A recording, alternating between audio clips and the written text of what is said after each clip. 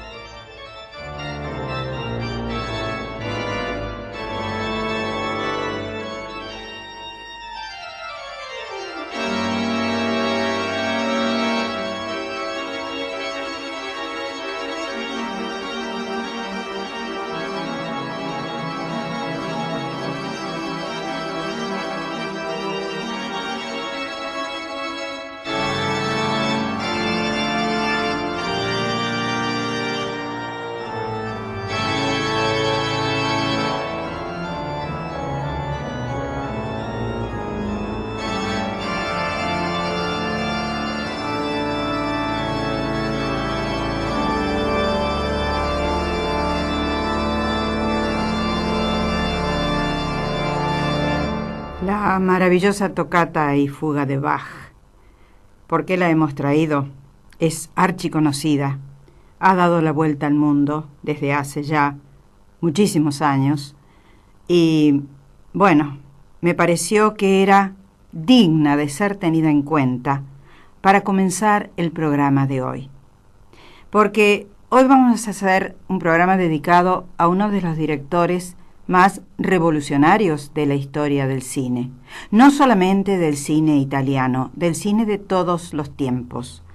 Un hombre que se atrevió a lo que muchos no se habían atrevido hasta ese momento, hasta ese momento en la década del 50, del 60 y del 70.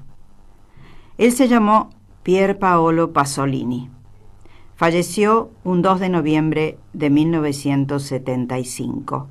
Hoy, 5 de noviembre, queremos recordarlo porque fue un grande, porque está presente, porque su verba y su poesía y su teatro y su cine tienen una gran vigencia todavía, sin ninguna duda. Fue un contestatario, un hombre provocador, un hombre que vivió de una manera única, desinhibido, atrevido, audaz, osado, complejo, contradictorio. Pier Paolo Pasolini, que falleciera el 2 de noviembre de 1975 de una manera tremenda, terrible, asesinado en una playa en Ostia, en su Italia natal. Y bueno, como hoy nos vamos a referir a sobre todo a su obra, no a su vida, que no hace falta entrar en detalles. Él era comunista, había sido criado como católico, respetaba profundamente al cristianismo, era homosexual declarado. Bueno, Pier Paolo Pasolini fue una de esas grandes figuras que trascienden su momento y que pasan a ser parte de la historia universal. Lo primero que les leía yo era una de sus poesías o uno de sus poemas que realmente siguen teniendo vigencia y tratan sobre la condición humana y tratan sobre el ser humano que sufre tanto permanentemente y a quien él tenía o con quien él tenía una gran consideración, rayana en la bondad, a veces en lo ingenuo, a veces en lo naif, sin ninguna duda.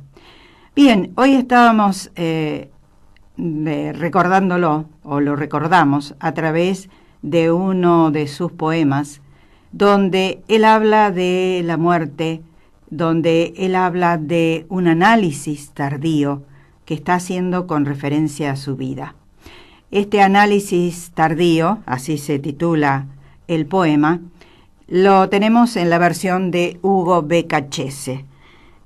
Si bien el idioma italiano es parecido en su fonética al español, hay que tener un gran traductor para llegar a la altura de un Paolo Pasolini. Y creo que Ugo Beccacece, que es un gran escritor argentino, un gran traductor, lo ha conseguido en este análisis tardío que acabamos de leer.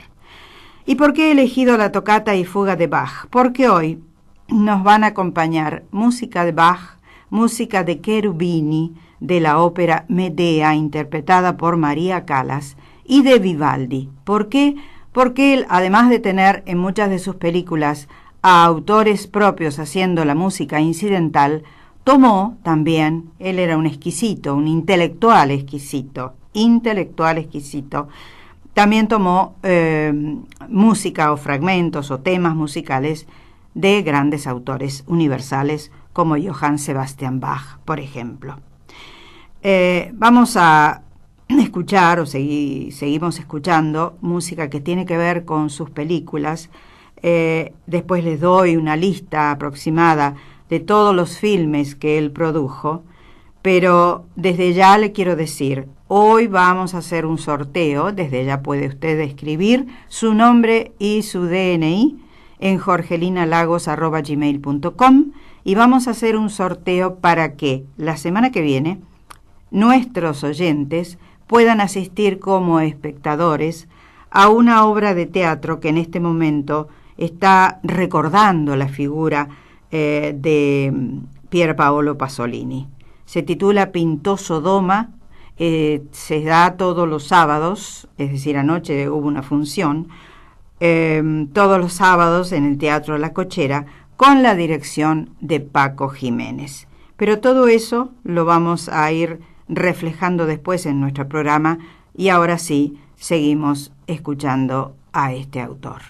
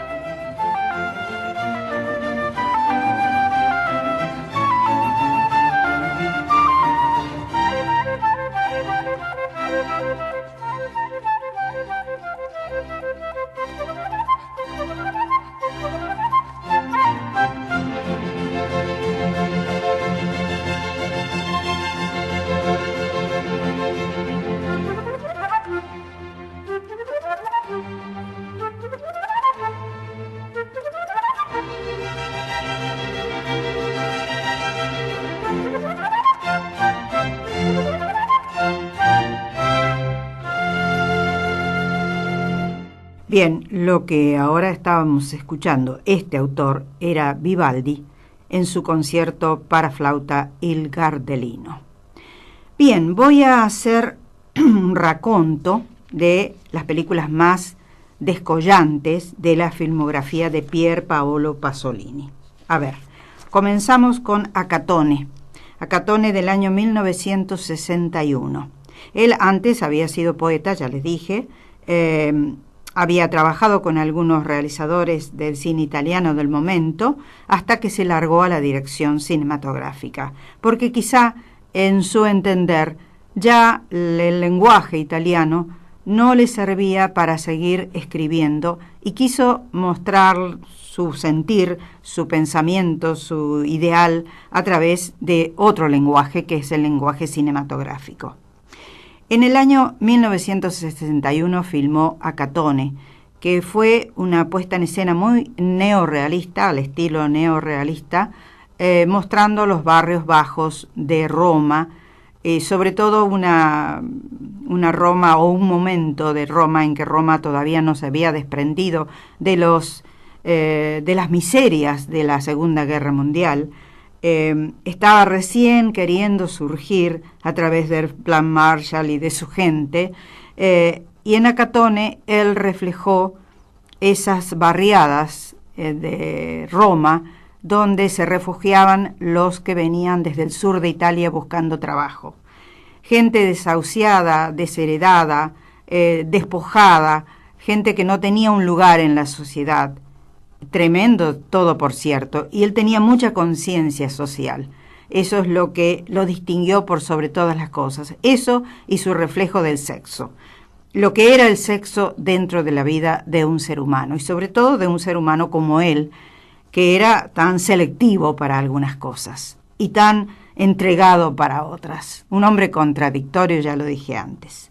En el año 1962 tomó a la gran Anna Magnani, haciendo un filme sobre una prostituta que después se traslada a Roma para que su hijo allí tenga posibilidades de trabajo. Se tituló Mamma Roma y fue uno de los momentos más poéticos de la cinematografía de Pier Paolo Pasolini, que nunca dejó de ser poeta. Aunque no escribiera poesía, siguió siendo poeta. En el año 1963 llegó La rabia y en el año 1964 llegó El Evangelio según San Mateo. Pese a sus creencias políticas y a su diferencia de muchos de sus colegas de militancia, Pasolini se consideraba muy respetuoso de lo sagrado y además era muy respetuoso con los creyentes en la fe cristiana. Él había sido educado como cristiano y si bien no consideraba a Cristo como un ser divino, sí lo tenía como un ser absolutamente compasivo y bondadoso hacia sus semejantes, es decir, hacia el hombre común. No se refirió a Cristo como un ser divino, sino como un hombre común, pese a sus creencias. Fíjese usted cómo son las cosas. Él tenía un espíritu franciscano, amaba a los pobres. Él había nacido en una familia de clase media, su padre era militar, su madre era maestra, pero no obstante, él tuvo un profundo sentimiento de empatía hacia los desheredados, los pobres, los que tenían una segregación dentro del subproletariado italiano. Le decía que fíjese que en el año 2014 l'Osservatore Romano, ese diario tan conocido de Italia, designó a la película El Evangelio según San Mateo de Pasolini, filmada en el año 1964, como el filme que mejor reflejó cinematográficamente a Jesús. Y eso bajo el papado de Francisco. Es decir, en ese sentido, tanto Francisco como Pasolini están de acuerdo en mostrar la figura de Jesús como la mostró en el Evangelio según Mateo. Es algo para tener en cuenta que yo me enteré hace muy poco de que había sido designada como la mejor película que refleja la vida de Jesús, más allá de aquel esperpento que hizo Mel Gibson y tantas otras historias de Jesús que han dado la vuelta al mundo.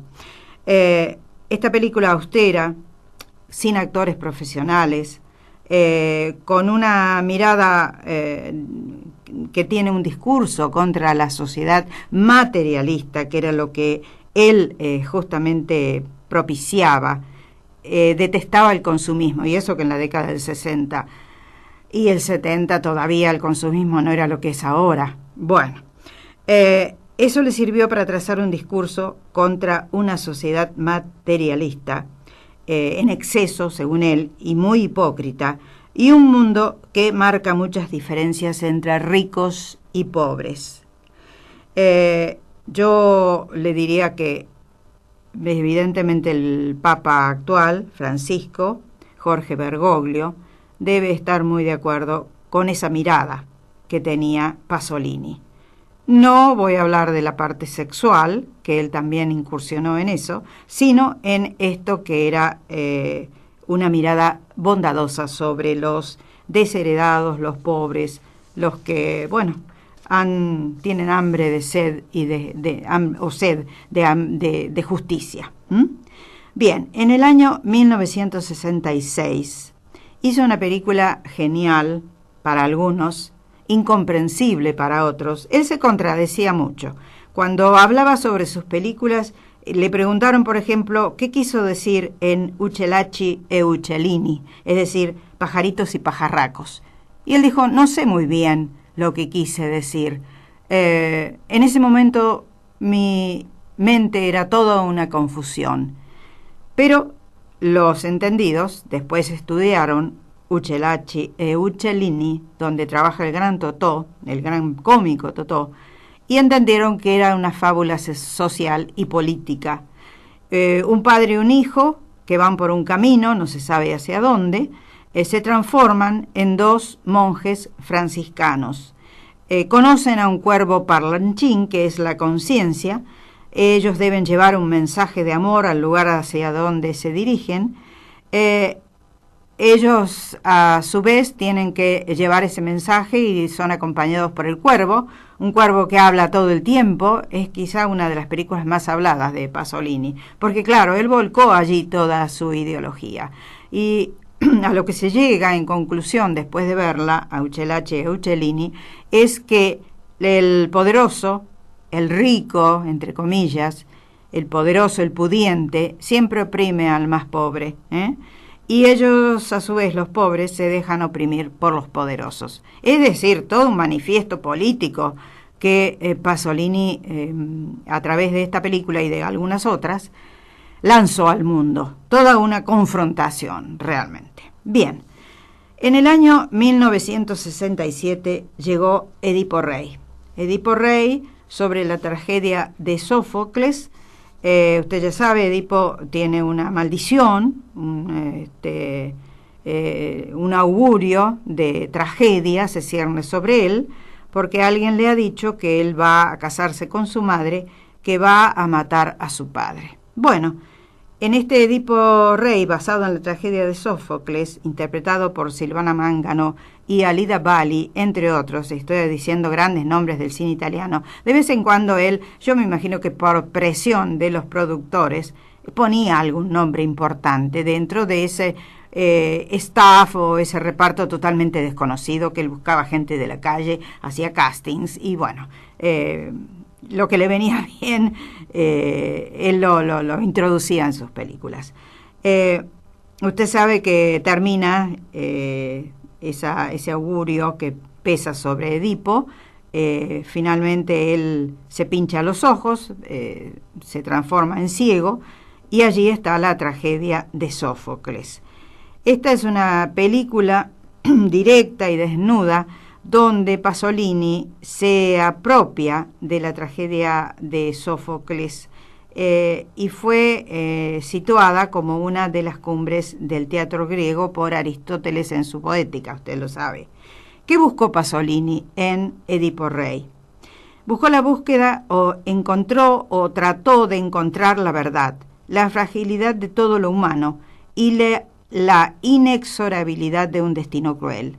Es decir, a través de ese Edipo Rey que transcurre en 2 épocas, en la antigua Grecia y en la actualidad, en su actualidad en el año 1967. Él tiene allí, refleja sus obsesiones y, para los que entendieron otra cosa, él confesó que jamás soñó en hacer el amor con su madre, pero sí confesó que soñó en un sueño que tuvo, en algo onírico, hacer el amor con su padre y hasta con su hermano.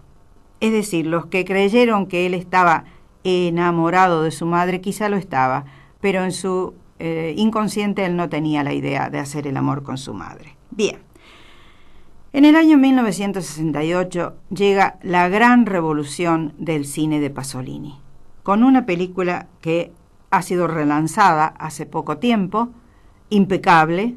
Usted la puede ver en internet. En YouTube hay varias de las películas de Pasolini. Se llamó Teorema y tuvo a Silvana Mangano y a Terence Stamp, que era muy joven y muy bello, como sus protagonistas. ¿De qué trató Teorema? Una película que yo en su momento no pude ver.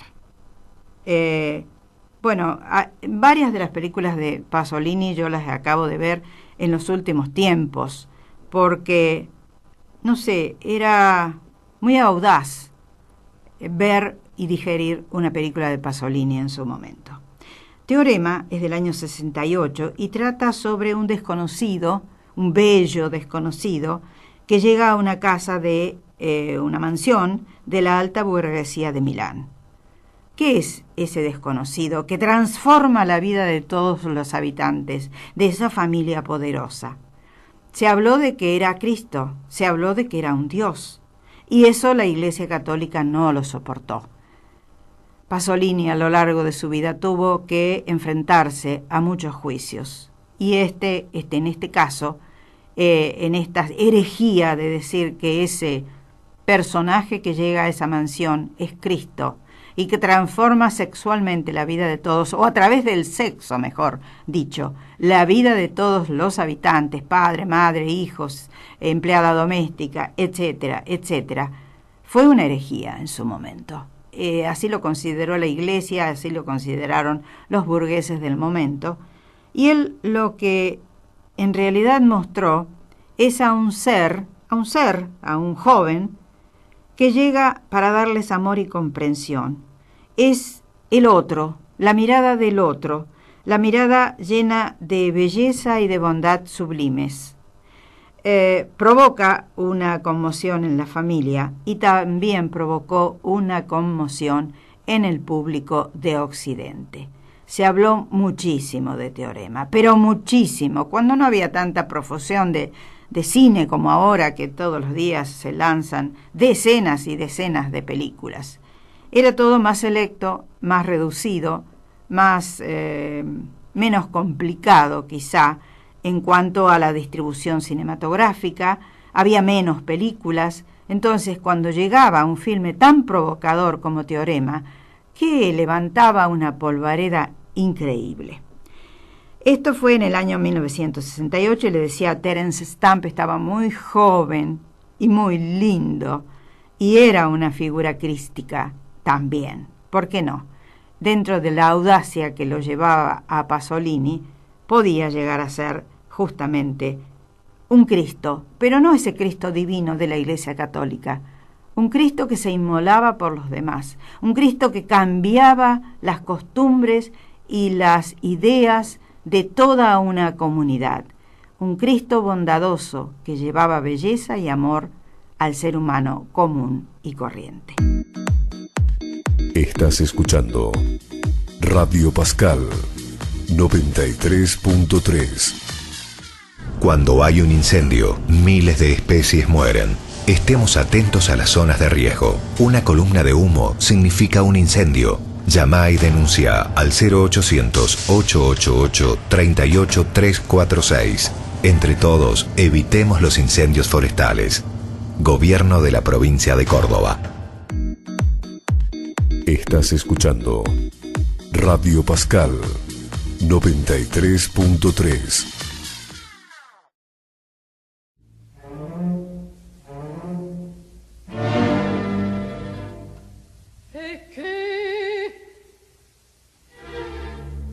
Io son Medea, io son Medea e li lascio in vita.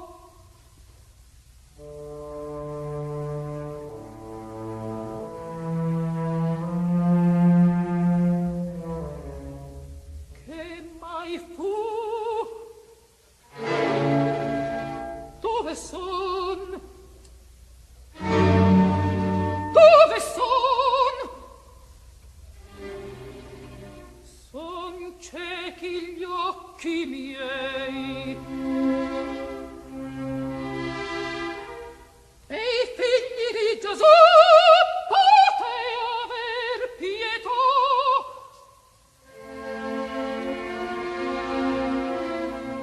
Son figli miei. Se sono figli miei, padre Gesù non lo, infelice, infelice.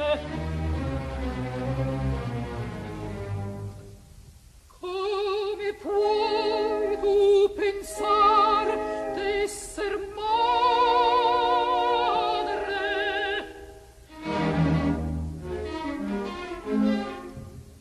Come puoi ascoltar del cor la voce arcana?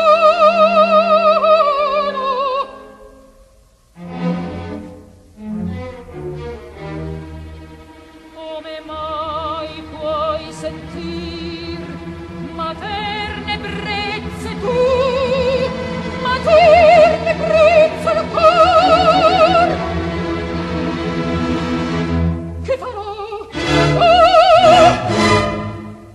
Va a fuggir e lasci i figli miei, il sangue mio diritto, il sangue mio diritto, il diritto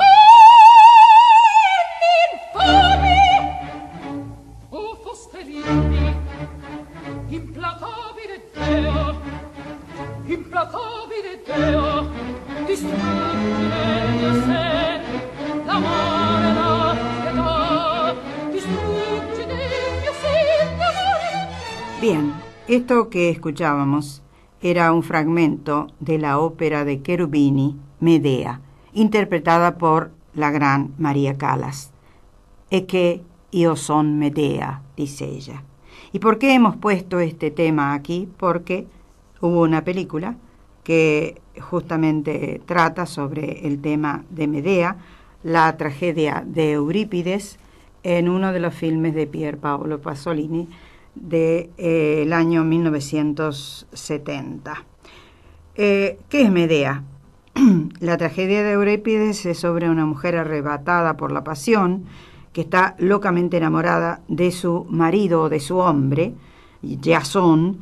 Ella se enloquece cuando se entera que Jasón va a contraer matrimonio con otra muchacha más joven. Ya tiene 2 hijos con él. Y bueno, todo eso dio pie para que Cherubini hiciera una ópera maravillosa en su momento, y sobre todo la interpretación llena de arrojo, de valentía, de pasión de María Callas fue realmente incomparable. Pasolini ya le voy a hablar sobre esto. Pasolini eliminó lo fantasioso del mito, porque allí no hay nada de dragones ni de caballos alados, como lo planteó Eurípides en su tragedia. La tragedia de Medea es en realidad la tragedia de todos los que han abandonado la vida rural, que era lo que amaba Pasolini. Pasolini detestaba la sofisticación, sobre todo la sofisticación y el glamour de las grandes ciudades. Él amaba el cine naturalista y realista, el cine donde por supuesto que odiaba a Hollywood, nada que ver. Odiaba la sofisticación en el cine. Y eso es lo que él mostró en esta historia filmada con María Callas, una historia agreste, un lugar desértico, donde no había sofisticación, a pesar de que ella era una reina, y sí se detuvo en el vestuario. Yo me imagino que influido por María Callas, presionado por María Callas. No tuvieron tanta buena relación durante la filmación. Ella quería lucirse. Ella se había lucido en Medea en los escenarios del mundo, pero esta Medea no tiene nada que ver con la ópera de Cherubini, excepto en la historia, que él también deformó un tanto. Pero lo que él quería mostrar era justamente esa tragedia de los italianos, en este caso, que habían abandonado la vida rural para trasladarse a las grandes ciudades, donde encontraban sofisticación y glamour. Él justamente decía o sabía que su cine, que era muy codiciado en ese momento, la gente iba en masa a ver las películas de él, no sé si por bueno o por audaz, llamaba mucho la atención. Después de la Segunda Guerra Mundial llamaba la atención.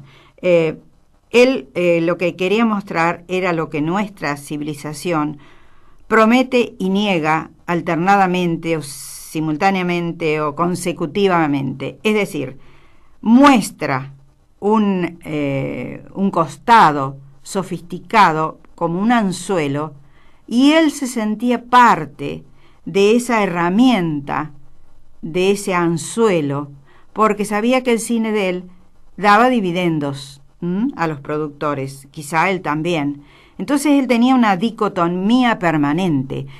No quería hacer un cine sofisticado para que fueran las multitudes a dejar su dinero, pero al mismo tiempo, por supuesto, quería el reconocimiento y el amor del público. Se movió permanentemente entre esa suerte de tragedia personal que tuvo él.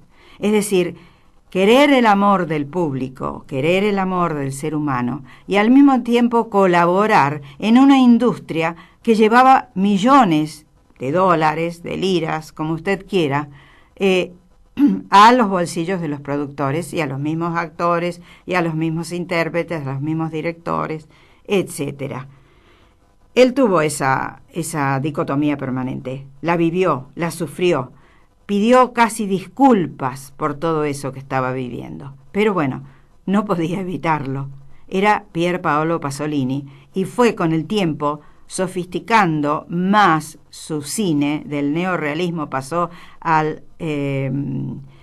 una suerte de cine un poco más popular y abarcador, de grandes multitudes, y él lamentó muchísimo tener que hacerlo. Lamentó muchísimo, pero no le quedó otra, a pesar de que él protestaba permanentemente sobre la alta burguesía, sobre los ricos y poderosos, en desfavor de los pobres, humildes y no poderosos, precisamente.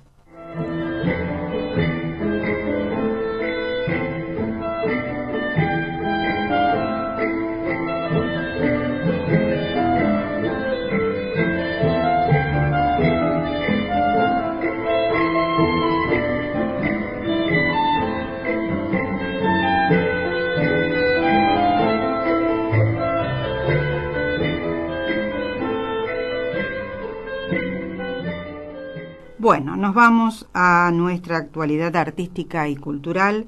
Quiero decirles que en el Colegio de Escribanos, después de la hermosa muestra de esculturas y dibujos de Guillermo Lozano y Tristán Paulín, ahora, este jueves 9, se va a inaugurar una muestra homenaje al pintor, al dibujante cordobés Horacio Álvarez, que trae una muestra homenaje del Museo Horacio Álvarez. A ver, la Sala Enrique Mónaco recibirá en sus dependencias la visita del Museo Horacio Álvarez, que este pintor, este artista cordobés, nació en 1912, murió en 1999. Tuvo una extensa como lograda trayectoria. Esta muestra va a presentar Córdoba, Barrancas y Barriadas el próximo jueves 9 de noviembre a las 19:30 horas. Esta exposición, que está integrando el ciclo de intercambios que lleva adelante la Galería de Arte del Colegio de Escribanos, que se inició con las presentaciones realizadas en la Casa Museo del Virrey Liniers en Altagracia y en la Biblioteca Mayor de la Universidad Nacional de Córdoba. En relación a este Museo Horacio Álvarez, él mismo cuenta con un espacio en el Cerro de las Rosas, y la esposa de Horacio Álvarez ha organizado como museo de autor la casa donde ellos vivieron en el Cerro de las Rosas, decía, en la ciudad de Córdoba, la profesora Teresa Markman. Es a la vez un archivo de información y referencia y una propuesta de conocimiento del legado de un creador y de un momento particular de la plástica cordobesa. Bien, todo esto aquí en el Colegio de Escribanos el próximo jueves 9 de noviembre, de la mano de la gente del Colegio de Escribanos y de Miriam Brusa, que está a la cabeza de todo este quehacer artístico. Agradezco la escultura que me ha concedido Aida Villauría, una plástica cordobesa que conozco desde hace muchísimos años, y en alguna oportunidad coincidimos en alguna muestra plástica, ella con sus esculturas, yo con mis cuadros. Bien, en el Teatro Real se está poniendo una obra de María Teresa Andrueto, titulada La niña, el corazón y la casa, por la Comedia Infanto-Juvenil. Y los domingos a las 17 horas, el Teatro Estable de Títeres hace una obra que se llama Soltando los pajaritos de la cabeza, en la sala Azucena Carmona. Nos vamos al Teatro del Libertador. Quiero decirles que el próximo martes 7 de noviembre se presentará allí el gran pianista inglés Peter Donaghy con un concierto dedicado a obras de Mozart, de Scriabin, de Bach, y bueno, los grandes del mundo de la música clásica. Y el próximo miércoles 8 y el jueves 9, allí mismo estará Julio Boca con el Ballet del Sodre, es decir, trae el Ballet del Sodre, del cual él se ha apartado como director, pero no obstante encabeza esta gira, trayendo a esa gente que en este momento, después de su trabajo, después de su tarea enorme frente al ballet uruguayo, se ha posicionado este ballet como uno de los mejores del mundo. No podía ser de otra manera, Julio Boca es único, pero se hartó de la burocracia. Él lo dijo cuando se despidió, creo que está hasta diciembre, nada más. Y después, bueno, entrega el lugar a otro director artístico. Pero se hartó de la burocracia, se hartó de los palos que le ponían en la rueda. Usted puede creerlo, un Julio Boca, que es un lujo en el mundo entero, es como tenerlo a Mikhail Baryshnikov, por ejemplo, siendo director artístico de un ballet, y que tuviera tantos inconvenientes. Dicen que es chinchudo, que es malhumorado, que es exigente, el dictador. Y sí, no puede ser de otra manera. El director de un ballet que quiere llegar a un nivel mundial tiene que ser, no sé si autoritario o dictador, pero tiene que imponerse, porque él sabe más que los otros, lo ve de afuera, es el director. Ahora se cuestiona todo, toda autoridad es discutida. Y bueno, hay autoridades y autoridades. No se le puede discutir a un Julio Boca, que hasta hace muy poco ha estado en los escenarios del mundo entero llevando su arte. A mí es algo que realmente me molesta, me subleva, me hace mal. Bueno, en fin. Vamos al Museo San Alberto, que el miércoles 15 hará un concierto didáctico con el Coro Municipal de Córdoba. Habrá el jueves 16 un ensayo abierto y el viernes 17 un concierto de encuentros corales. Todo eso en el Museo San Alberto. Y ahora nos vamos al Teatro La Cochera, que es las entradas, o para cuyas funciones sorteamos a partir de hace un rato las entradas, yo les voy a decir la semana que viene, o me voy a comunicar con ustedes, el que mande un mail dando su nombre y su DNI. Y la semana que viene tenemos entradas para ir a ver Pinto Sodoma. ¿Qué es Pinto Sodoma? Una obra colectiva y también dirigida y pergeñada por Paco Jiménez.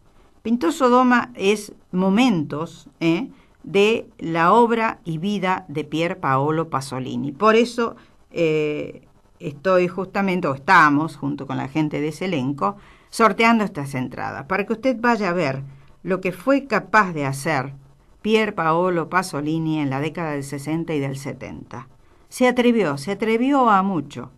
Y en este caso Paco Jiménez, que tampoco se queda atrás en cuanto a atrevimiento, y a Epatel y Bourgeois, ha tomado momentos, poesías, discursos, frases, fragmentos cinematográficos, parte de la vida de Pier Paolo Pasolini, y lo ha llevado a la escena con un grupo muy grande, no sé cuántos actores son, que hacen de las suyas en escena.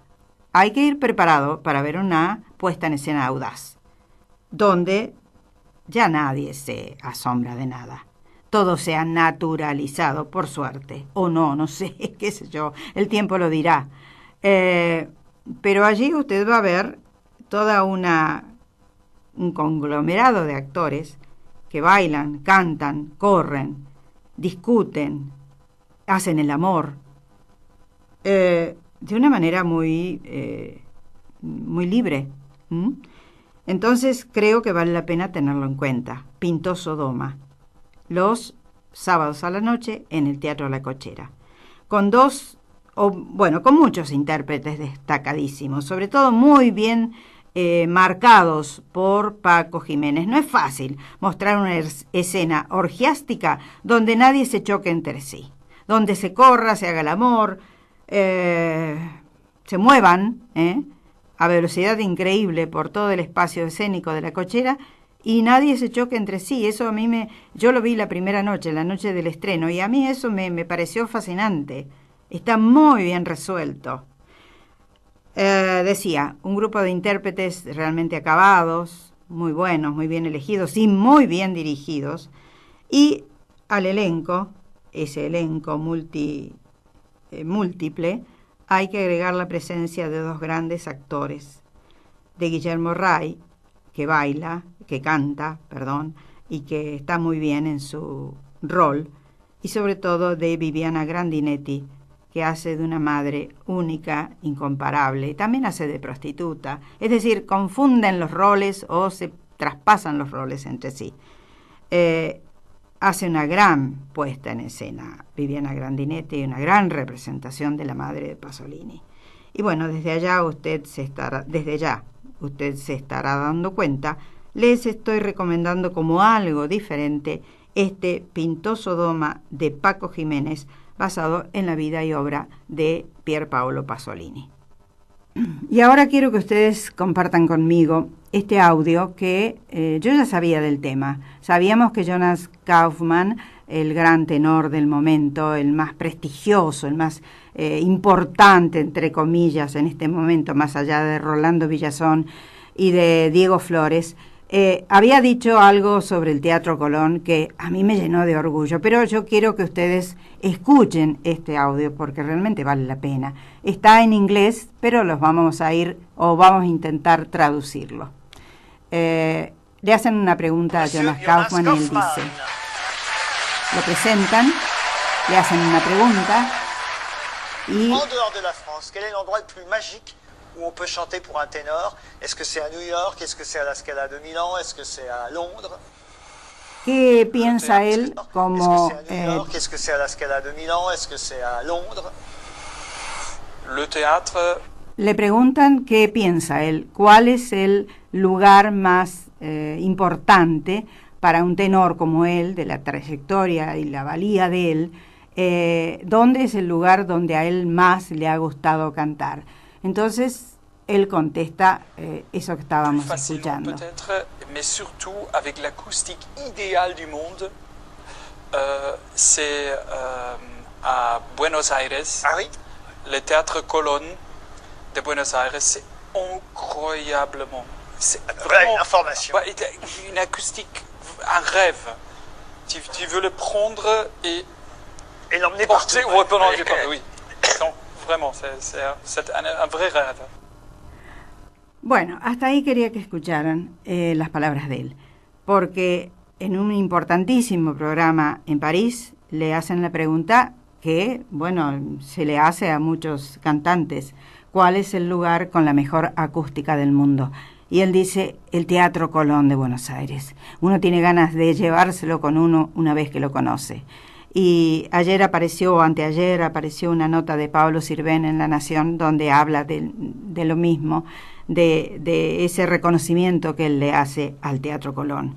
Y yo no podía dejar de que ustedes tuvieran una somera idea de esto que ha circulado por las redes sociales. La palabra de Jonas Kaufmann, que yo escuché hace unos 3 años en Praga, en un concierto donde hacía momentos musicales, de trabajos musicales y de óperas. Y es uno de los grandes de este momento, creo que el más sobresaliente. Bueno, quería escucharlo con ustedes, quería compartirlo. Y también, ahora dando vuelta a la página, lamentamos el fallecimiento de María Marta Serra Lima, que fue la intérprete por antonomasia del bolero en Argentina, lo llevó a todo el mundo, lo hizo muy bien.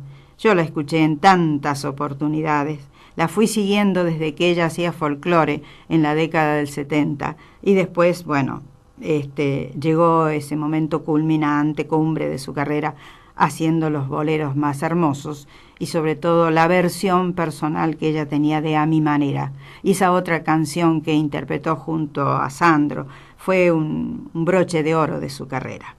Y también lamentamos muchísimo la pérdida de Pablo Cedrón, un gran actor argentino que ya venía de sufrir desde hace tiempo una larga enfermedad, como se dice, es decir, cáncer, y yo, por sobre todas las cosas, no lo vi en televisión en su momento, que sé que hacía de un paraguayo inolvidable, pero sí lo vi en la película Felicidades junto a Cacho Castaña. Yo dije, aquí hay un gran actor.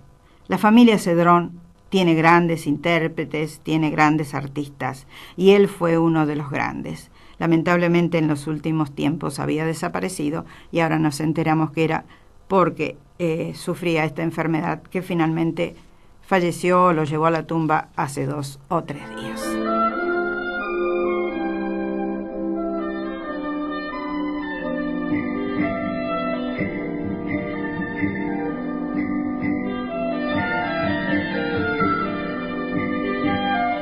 Cuido mi cabello en el salón de Daniel Gozzi, ubicado en Independencia 412 de Barrio Nueva Córdoba. Allí, este excelente profesional te da ese toque mágico que toda mujer necesita para sentirse mejor. Acordate, pone tu cabello en las expertas manos de Daniel Gozzi, que te espera en Independencia 412.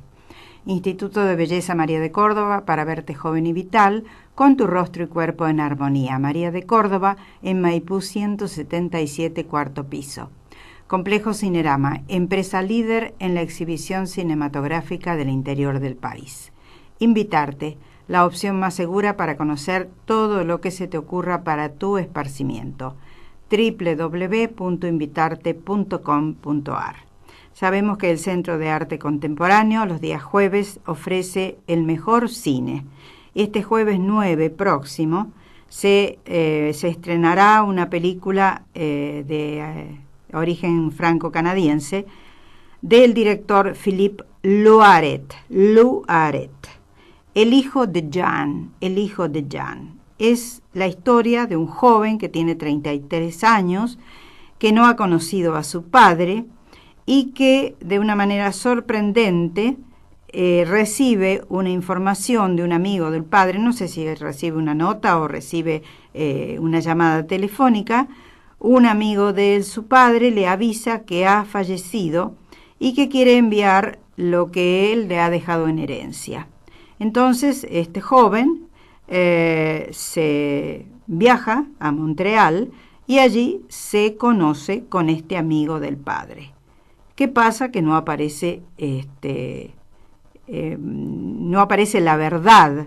Y bueno, todo eso da pie a una película bastante intrigante, que en realidad no es ese el propósito del filme. El propósito es mostrar a un ser humano que tiene necesidad de amor, de cariño, de comprensión, que tiene que investigar su pasado, qué ha pasado con su padre. Y este amigo no le da una respuesta muy satisfactoria. Y esto es lo que verdaderamente impresiona de la película. Es decir, esa incógnita de qué ha pasado con su padre. No le voy a decir el final, usted lo tiene que descubrir yendo a ver justamente El hijo de Jan, del director Philippe Loiret, con Gabriel Arcand como protagonista. Bien, sigo. Maidana Libros, textos escolares, bestsellers, libros especializados en sus 3 direcciones, de Anfunes 150, de Anfunes y Vélez Sarsfield, y en Hipermercado Libertad, de Poeta Lugones. Estás escuchando Radio Pascal 93.3. Cuando hay un incendio, miles de especies mueren. Estemos atentos a las zonas de riesgo. Una columna de humo significa un incendio. Llama y denuncia al 0800-888-38346. Entre todos, evitemos los incendios forestales. Gobierno de la provincia de Córdoba. Estás escuchando Radio Pascal 93.3.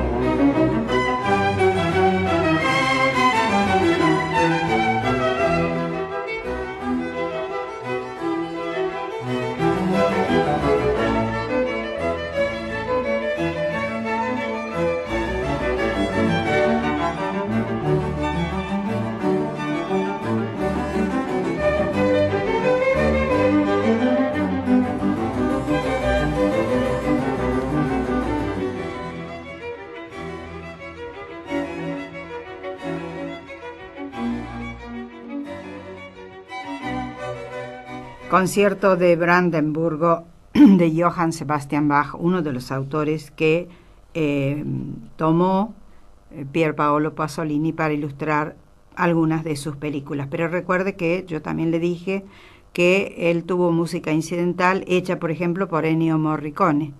Es decir, se dio el gusto de que la Medea de Cherubini no ingresara en su cinematografía. Él tuvo sus propios autores también.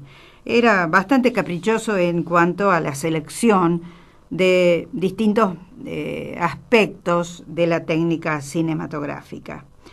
Yo le decía que él tenía un sentimiento de culpa por lo que estaba sucediendo dentro de la sociedad italiana en ese momento o de Occidente. Era contradictorio porque hablaba sobre el sexo, reconociendo los límites de su discurso, porque él decía que el sexo es algo subjetivo y cómo ser objetivo entonces. Y admitía al mismo tiempo el éxito comercial de sus películas, siendo que él detestaba el consumismo, pero él estaba participando de una industria que provocaba el consumismo. Es decir, bueno, debe haber tenido sus grandes conflictos internos Pier Paolo Pasolini. Y lo que yo quiero resaltar es que detestaba el artificio, el glamour, porque lo consideraba como decadente y vulgar, lo consideraba una evasión de la realidad. En eso no estoy de acuerdo con Pasolini. Es decir, creo que el ser humano, esta es una postura muy personal, puede ser que esté contradiciendo muchísimas cosas, pero el ser humano tiene una vida complicada, difícil, todo desemboca en la muerte, entonces tiene que tener sus compensaciones. Una de esas compensaciones es el sexo, otra de las compensaciones es el nacimiento de los hijos, y otra de las compensaciones, creo yo, es el artificio que ingresa en todas circunstancias de la vida y que también ingresa en el cine. El artificio, el glamour, tal como lo concebimos a partir de Hollywood, también ayuda a vivir. ¿Y la moda qué es? La moda es artificio, el cine es artificio, las puestas en escena, el teatro, la ópera, todo es artificio. Pero es una forma de ayudarse a vivir. Creo que es una forma de ayudarse a vivir válida. Que eso signifique la desposesión de otros, las carencias de otros, el hambre de parte de la población mundial, sin ninguna duda.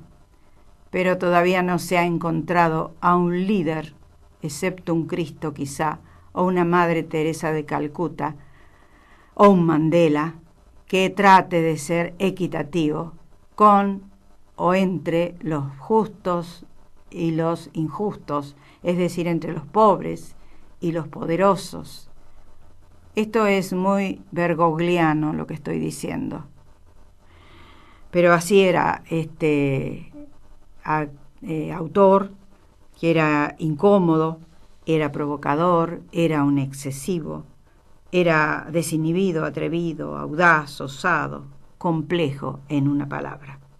Y después de la Medea que estuvimos comentando, le siguió la trilogía de la vida.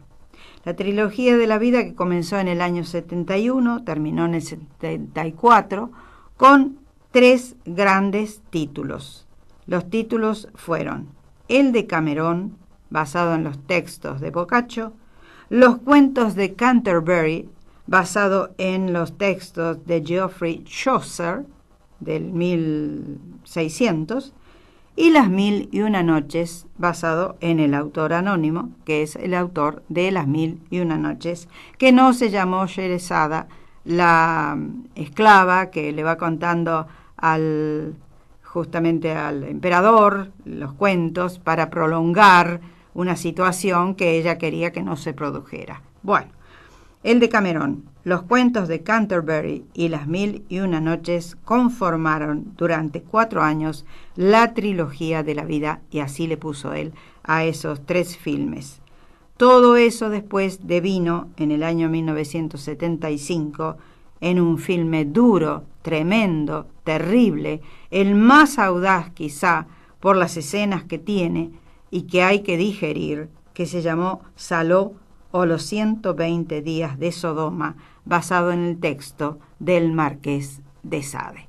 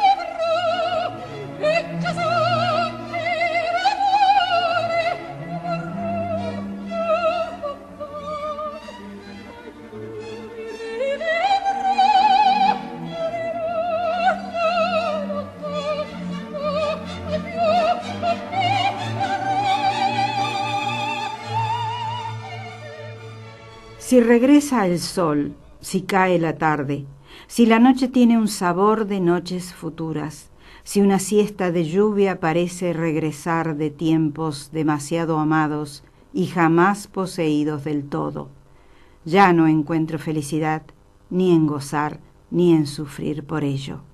Ya no siento delante de mí toda la vida. Para ser poetas hay que tener mucho tiempo. Horas y horas de soledad son el único modo para que se forme algo que es fuerza, abandono, vicio, libertad, para dar estilo al caos. Yo, ahora, tengo poco tiempo, por culpa de la muerte que se viene encima, en el ocaso de la juventud, pero por culpa también de este nuestro mundo humano que quita el pan a los pobres y a los poetas la paz.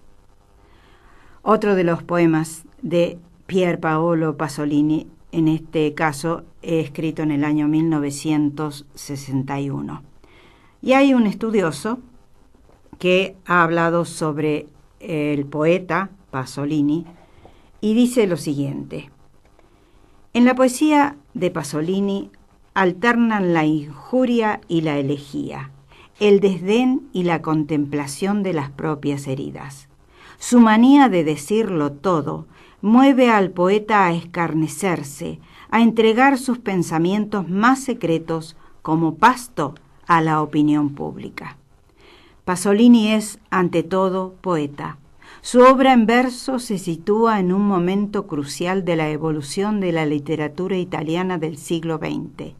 Hinca sus raíces en el preciosismo de la etapa hermética y se abre a los temas civiles que han alimentado, durante los años tumultuosos de la posguerra, el interés de los escritores más conscientes de la función social de la cultura. Eso es lo que sentía Pasolini. Era una función social la que él estaba haciendo a través de su poesía primero y a través de su poesía cinematográfica después. Estás escuchando Radio Pascal 93.3. Cuando hay un incendio, miles de especies mueren. Estemos atentos a las zonas de riesgo. Una columna de humo significa un incendio. Llama y denuncia al 0800-888-38346. Entre todos, evitemos los incendios forestales. Gobierno de la provincia de Córdoba. Estás escuchando Radio Pascal 93.3.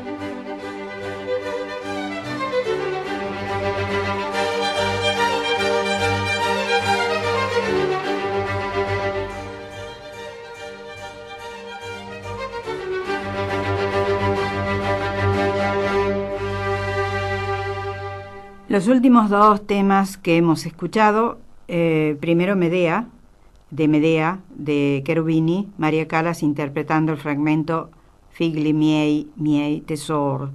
Y ahora escuchábamos de Vivaldi el concierto alla rustica. Bueno, vamos a ir terminando ya este programa y yo lo que quiero decirles es que al final de sus días vivió 53 años, pero ya antes de cumplir los 50 años, no sé si él intuía que iba a morir joven, se puso más juguetón dentro de sus muestras cinematográficas. Tan audaz, tan atrevido, tan desinhibido, tan osado, tan tremendo, como siempre, pero más juguetón. Entonces tomó los cuentos de Boccaccio, los cuentos de Geoffrey Chaucer y el cuento largo, intenso, de las 1001 noches.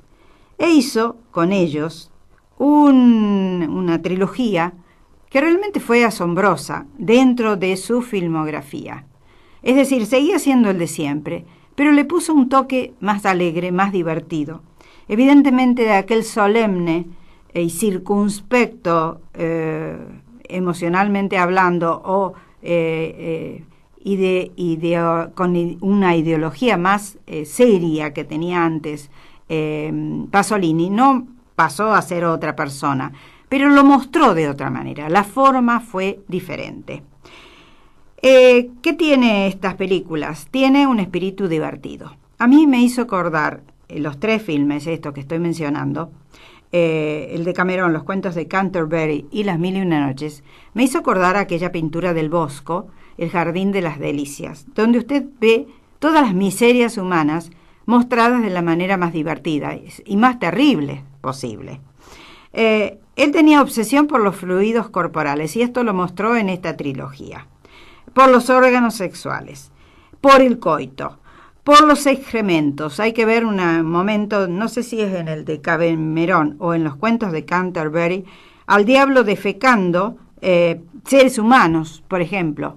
Y todo muy divertido, porque claro, tanto el de Cameron como los cuentos de Canterbury como Las Mil y Una Noches tienen momentos de pueblo muy divertidos. Pero no sé si él se inspiró en el Bosco, porque incluso las imágenes tienen mucho que ver con el Jardín de las Delicias de El Bosco. Bueno, le decía que estas 3 películas conformaron lo que él llamó la trilogía de la vida, y finalmente en el año 1975 se estrenó de manera póstuma. Él filmó Saló o Los 120 días de Sodoma. Un filme terrible. Terrible en todo sentido, un filme donde muestra los desvaríos del poder, donde muestra la posibilidad de que el que tiene poder puede hacer y vejar a las otras criaturas de la manera más espantosa. Según él, no había habido un momento más terrible de la historia en cuanto al ejercicio del poder o al mal ejercicio del poder que en la llamada República de Saló, durante o antes de la Segunda Guerra Mundial. Estaba Mussolini allí, él era un antifascista declarado, imagínense, era comunista, odiaba a Mussolini, odiaba a toda esa cohorte que lo siguió, y eso lo reflejó a través de las páginas del Marqués de Sade en Los 120 días de Sodoma, que es el famoso texto del Marqués de Sade. Allí usted se va a encontrar con todo. De hecho, siempre mostrado de esa manera un tanto improvisada por un lado, torpe por el otro, sin sofisticación por otro, que tenía Pasolini para mostrar su ideología entre poderosos y no poderosos, ricos y pobres. Es medio tonto hablar de esta manera, pero él así se refirió a sus criaturas. A las criaturas que ejercían el poder, los poderosos eran los ricos. Las criaturas sojuzgadas, sometidas, desclasadas, eran los pobres. Y sobre todo hay que tener en cuenta que él venía de la Segunda Guerra Mundial. Venía de esa Italia devastada, empobrecida, paupérrima. Hay que entenderlo. Bien, señores, de esta manera hoy quisimos hacer una suerte de homenaje a este grande de todos los tiempos, que guste o no, cambió la historia del cine. Puede ser simpático o no para algunos, y para otros no. Hizo películas tan importantes como Teorema, por ejemplo, o El Evangelio según San Mateo. Hizo películas tan tremendas como Saló o Los 120 días de Sodoma, basado en el Marqués de Sade. Pero siempre él tenía la vista puesta en la situación social. Es decir, tomó la chanza de un Boccaccio o de un Chaucer o de Las Mil y Una Noches, o tomó el Teorema que él mostró le mostró al mundo una situación de alguien que venía a salvar a una familia burguesa, mostró la vida de Jesús, del Jesús humano, a través del Evangelio según San Mateo. Es decir, hubo para todo. Él le dio pie a todo. Él se ocupó del espíritu, del alma desvalida y desprotegida del ser humano para mostrarlo en sus películas, como en Teorema, por ejemplo. Se mostró de detractor del poder absoluto en Saló. Y bueno, dio toda una clase de filosofía y de su ideología en Pajaritos y Pajarracos. Mostró todo lo que tenía en ese momento el pueblo italiano de desvalimento después de la Segunda Guerra Mundial en una película como Mamma Roma, por ejemplo, con la gran Anna Magnani. Un filme que mostró a seres que habitaban en los suburbios proletarios de Roma, tugurios en los que se movían los parias sociales y los delincuentes de poca monta. Es decir, él quería proteger a los desposeídos, a los desprotegidos, y lo hizo a través de su poesía y de su poesía cinematográfica.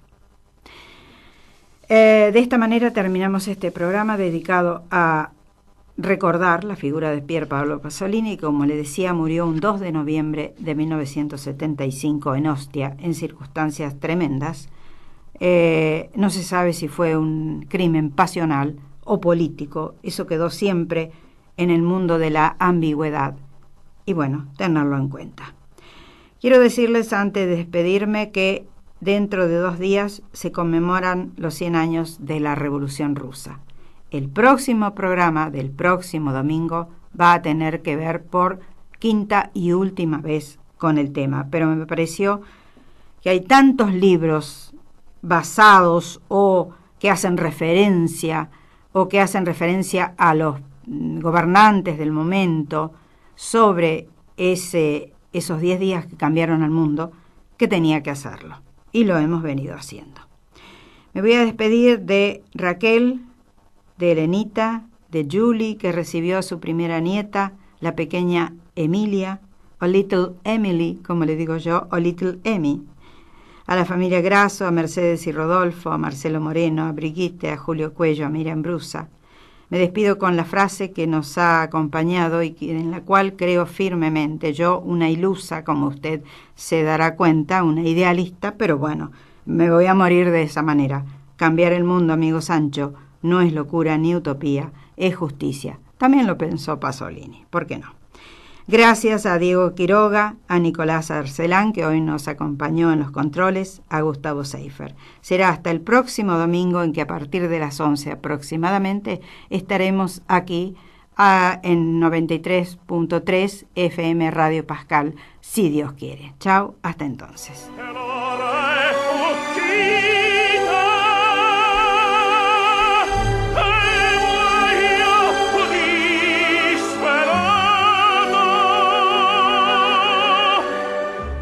Auspició este programa Gobierno de la Provincia de Córdoba. La noche que me quiera desde el azul del cielo, las estrellas celosas, los